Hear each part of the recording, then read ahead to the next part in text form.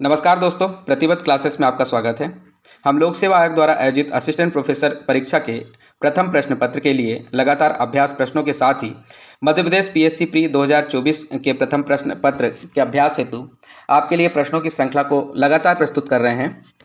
यह मध्य प्रदेश से संबंधित अन्य परीक्षाओं में भी आपके लिए लाभकारी सिद्ध होगी। तो चलिए प्रारंभ करते हैं। इसी श्रृंखला के तहत आज का पहला अभ्यास प्रश्न है, मध्य प्रदेश के कौन से स्थान पर गुप्त साम्राज्य से संबंधित बुद्धगुप्त स्तंभ स्थापित है। तो आपको बताना है मध्य प्रदेश का ऐसा कौन सी जगह है जहां पे गुप्त साम्राज्य से संबंधित एक स्तंभ है जिसे बुद्धगुप्त स्तंभ कहा जाता है। Option A Bharuch Satna, B Kapitla Ujjain, C Eran Sagar और डी बेसनगर विदिशा। सही उत्तर हो जाएगा इसका ऑप्शन नंबर सी एरण सागर। मध्य प्रदेश के एरण जो कि सागर में है में बुद्धगुप्त नामक स्तंभ है। यह गुप्त साम्राज्य से संबंधित है। अगला प्रश्न हम देखते हैं, मध्य प्रदेश के किस अभिलेख में गुप्त वंश को घटोत्कच वंश कहा गया है। ऑप्शन ए तुमेन, बी एरण, सी सुपिया रीवा और डी इनमें से कोई नहीं। तो दोस्तों इसका सही उत्तर ऑप्शन नंबर सी हो जाएगा, सुपिया।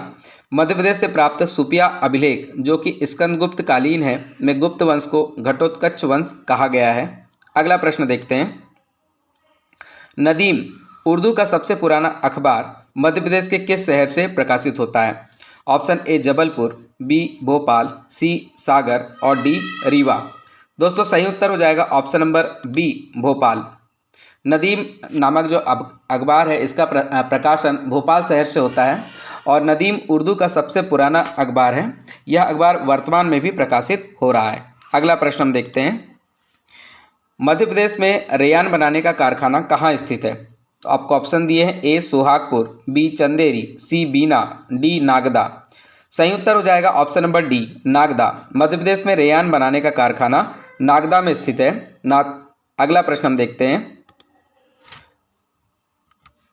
स्टीएटाइट के लिए निम्न कथन सत्य है। तो आपको बताना है स्टीएटाइट एक खनिज है, इसके लिए कौन सा कथन सत्य है।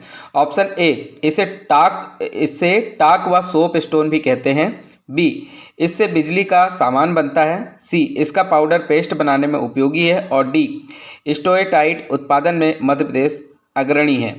तो दोस्तों इसका सही उत्तर हो जाएगा ऑप्शन नंबर ए, इसे टाक व सोप स्टोन भी कहा जाता है। यह टाक नामक खनिज की उत्तम किस्म है, इसलिए इसे टाक स्टीएटाइट या सोप स्टोन या सेल खड़ी के नाम से भी जाना जाता है।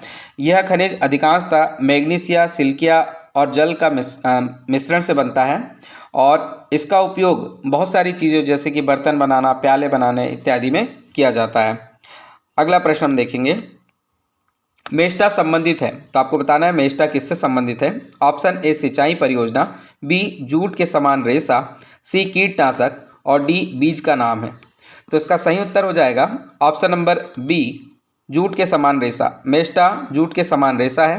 भारत में जूट की कमी को पूरा करने के लिए जूट के समान ही रेशा पैदा करने वाले पौधे मेस्टा का उत्पादन बढ़ाया गया है। यह मध्य प्रदेश में गुना, भिंड, शिवपुरी और इसके नज़दीकी जिलों में होता है। अगला प्रश्न देखेंगे,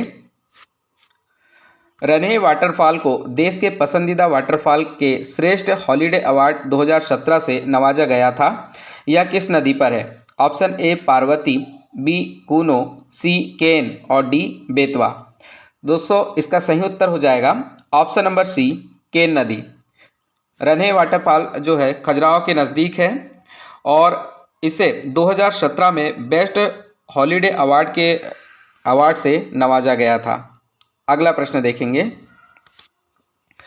मध्य प्रदेश की कौन सी नदी सीधे जाकर गंगा नदी से मिलती है। ऑप्शन ए बेतवा नदी, ऑप्शन बी सोन नदी, ऑप्शन सी यमुना नदी और ऑप्शन डी चंबल नदी। तो इसका सही उत्तर हो जाएगा ऑप्शन नंबर बी सोन नदी। मध्य प्रदेश के अमरकंटक से निकलने वाली सोन नदी सीधे जाकर गंगा नदी से मिलती है। अगला प्रश्न देखेंगे, मंदार तथा ददरी जलप्रपात कहाँ स्थित है। Option A Betwa, B Ken, C Narmada, D Chambal. तो सही उत्तर हो जाएगा option number C. Option number C है नर्मदा। मंदार तथा ददरी जलप्रपात नर्मदा नदी पर स्थित है। अगला प्रश्न देखते हैं, सरस्वती और खान किसकी सहायक नदियां हैं। ऑप्शन ए नर्मदा नदी, बी यमुना नदी, सी चंबल नदी, डी सिप्रा नदी। तो सही उत्तर हो जाएगा ऑप्शन नंबर डी सिप्रा नदी। सरस्वती और खान सिप्रा नदी की सहायक नदी है और ये इंदौर के निकट है। अगला प्रश्न देखेंगे, कुंवारी नदी का उद्गम स्थल कौन सा है? ऑप्शन ए शिवपुरी का पठार, बी रायसेन, सी बैतूल से मुल्ताई और ऑप्शन डी है अमरकंटक। तो दोस्तों इसका सही उत्तर हो जाएगा ऑप्शन नंबर ए शिवपुरी का पठार। शिवपुरी के पठार से कुंवारी नदी का उद्गम होता है। अगला प्रश्न देखेंगे, चित्रकूट जलप्रपात किस नदी पर स्थित है?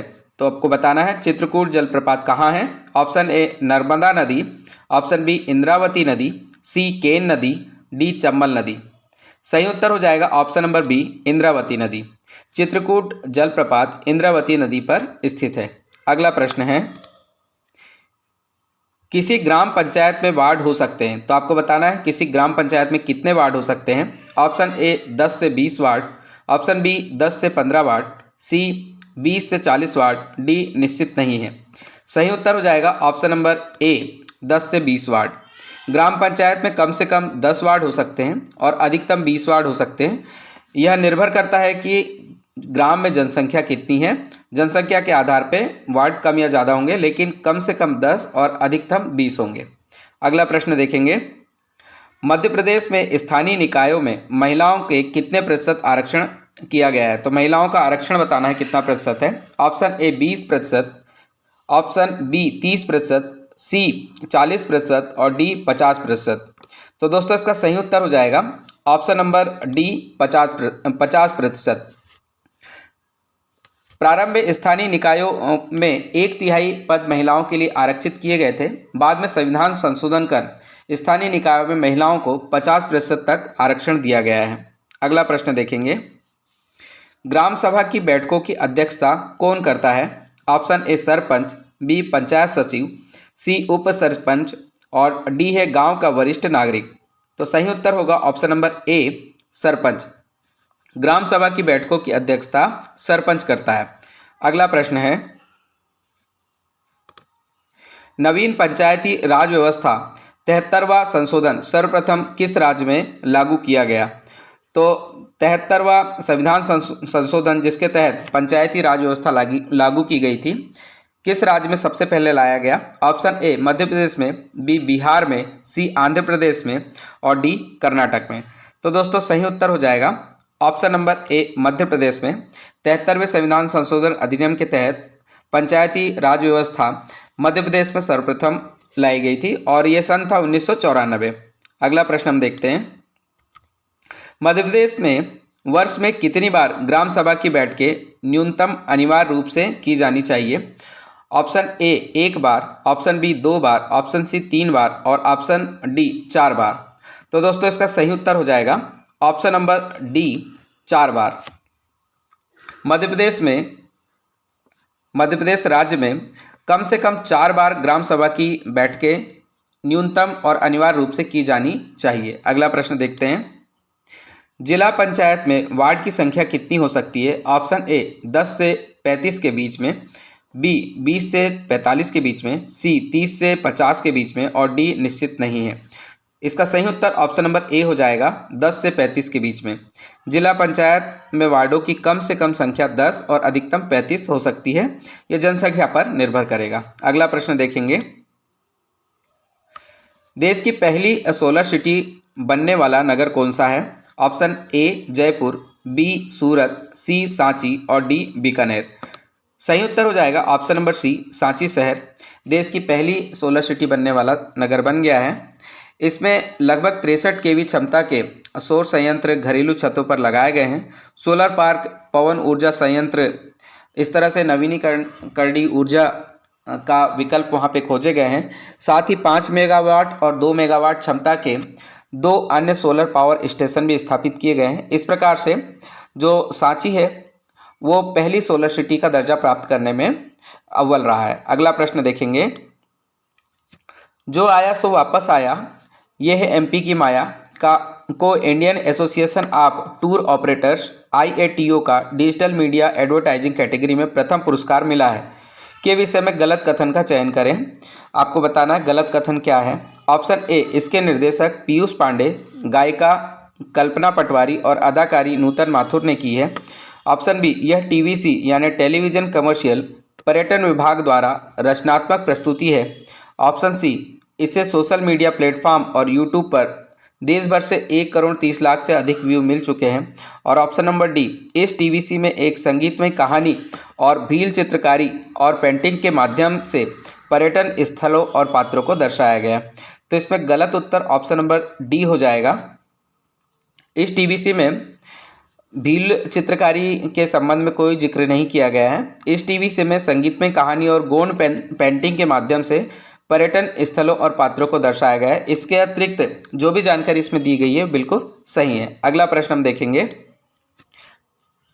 निम्न में से कौन सा आपको गलत कथन देखना है। ऑप्शन ए है मध्य प्रदेश टाइगर, तेंदुआ और घड़ियाल के बाद चीता स्टेट भी बन गया है। ऑप्शन बी है कूनो नेशनल पार्क को 2018 में राष्ट्रीय उद्यान का दर्जा दिया गया। ऑप्शन नंबर सी है 17 सितंबर को नामीबिया से लाए गए 8 अफ्रीकी चीतों को कूनो नेशनल पार्क में छोड़ा गया है। और ऑप्शन नंबर डी है कूनो नेशनल पार्क राज्य के नीमच, श्योपुर और मुरैना जिलों तक विस्तारित है। तो दोस्तों इसमें गलत उत्तर जो हो जाएगा वो ऑप्शन नंबर डी होगा। ऑप्शन नंबर डी में दिया है कूनो नेशनल पार्क राज्य के नीमच, श्योपुर और मुरैना जिलों में विस्तारित है। तो इसका सही हो जाएगा, यह केवल श्योपुर और मुरैना में है, नीमच में यह नहीं आता है। और बाकी के अन्य कथन बिल्कुल सही है। मध्य प्रदेश अब वर्तमान में टाइगर स्टेट, तेंदुआ स्टेट और घड़ियाल स्टेट के बाद चीता स्टेट भी बन गया है। कूनो नेशनल पार्क 2018 में राष्ट्रीय उद्यान का दर्जा प्राप्त कर चुका है।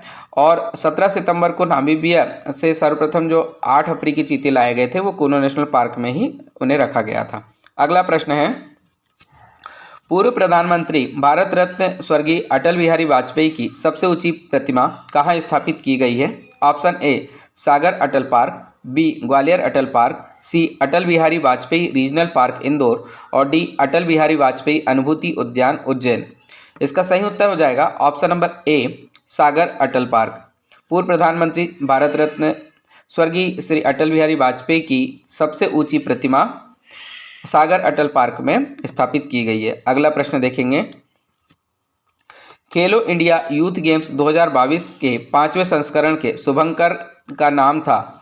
ऑप्शन ए भूर Singh the Barasingha, option B Asha, option C Usha Kiran और ऑप्शन डी शाही बुलबुल। तो दोस्तों इसका सही उत्तर हो जाएगा ऑप्शन नंबर ए भूर सिंह दी बारासिंगा।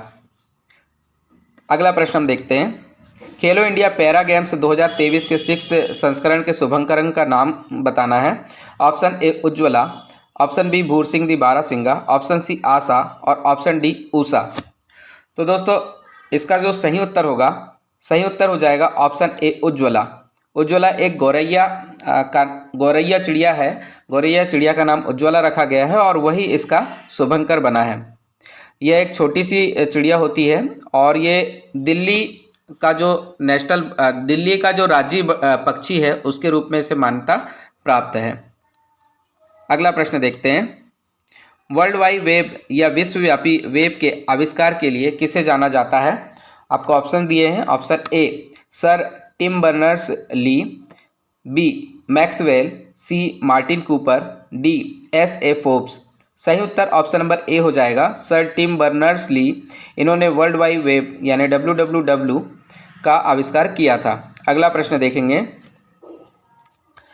CAD का संक्षिप्त नाम है। तो CAD किसका संक्षिप्त नाम है बताना है। Option A common aided design, option B computer aided design, option C complex aided design और option D communication aided design. तो दोस्तों इसका सही उत्तर हो जाएगा CAD का फुल फॉर्म है computer aided design, option number B. अगला प्रश्न देखते हैं, कंप्यूटर प्रोसेस द्वारा इंफॉर्मेशन में परिवर्तन करता है। तो कंप्यूटर प्रोसेस द्वारा इंफॉर्मेशन में किसे परिवर्तित करता है बताना है। ऑप्शन ए नंबर को, बी डेटा को, सी इनपुट को और डी प्रोसेसर को। सही उत्तर ऑप्शन नंबर बी हो जाएगा। ऑप्शन नंबर बी यानी डाटा को इंफॉर्मेशन में परिवर्तित करता है। कंप्यूटर दिए गए अनुदेशों के अनुसार डाटा को प्रोसेस करता है तथा उसे सूचना में बदल देता है। इस प्रकार डाटा अव्यवस्थित तथ्य है जबकि सूचना एक व्यवस्थित डाटा हो जाता है। अगला प्रश्न देखेंगे, बैंकिंग लेन देन में ईसीएस का अर्थ है, तो ईसीएस का अर्थ बताना है। Option A excess credit supervisor, B extra cash status, C exchange clearing standard और ऑप्शन नंबर डी है इलेक्ट्रॉनिक क्लियरिंग सर्विस। तो दोस्तों इसका सही उत्तर हो जाएगा ऑप्शन नंबर डी। बैंकिंग लेन देन में ईसीएस का अर्थ होता है इलेक्ट्रॉनिक क्लियरिंग सर्विस। अगला प्रश्न देखते हैं। डेटा बिना पावर के भी सेव हो जाता है, तो कहाँ पे सेव हो सकता है बताना है। ऑप्शन ए केवल रोम में, ऑप्शन बी केवल रैम में, ऑप्शन सी दोनों में और ऑप्शन डी दोनों में नहीं। इसका सही उत्तर हो जाएगा ऑप्शन नंबर ए केवल रोम में। डेटा बिना पावर के भी केवल रोम में सेव हो जाता है। अगला प्रश्न देखते हैं। निम्नलिखित में से कौन सी भाभा परमाणु अनुसंधान केंद्र द्वारा विकसित सुपर कंप्यूटर है। तो कौन सा कंप्यूटर भाभा परमाणु अनुसंधान केंद्र द्वारा विकसित किया गया है। Option A Parampadam, option B flow solver, option C chips और ऑप्शन डी अनुपम। तो दोस्तों इसका सही उत्तर ऑप्शन नंबर डी हो जाएगा। ऑप्शन नंबर डी यानी अनुपम। अनुपम नामक सुपर कंप्यूटर भाभा परमाणु अनुसंधान केंद्र द्वारा विकसित कंप्यूटर है। तो दोस्तों ये आज का हमारा अंतिम अभ्यास प्रश्न था। इसी तरह के अभ्यास प्रश्नों के लिए आप हमारे साथ लगातार जुड़े रहिए और अभ्यास कीजिए। धन्यवाद। जय हिंद।